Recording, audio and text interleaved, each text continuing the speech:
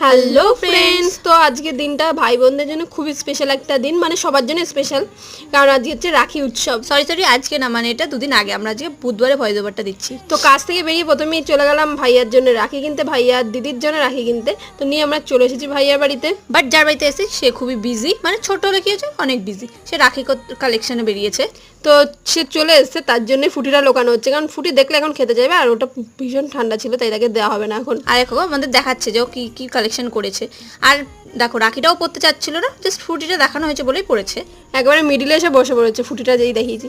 তো ওকে তো পড়ানো হয়ে গেছে, আর তারপরে দেখো ফুটি পেয়ে তো খুবই খুশি।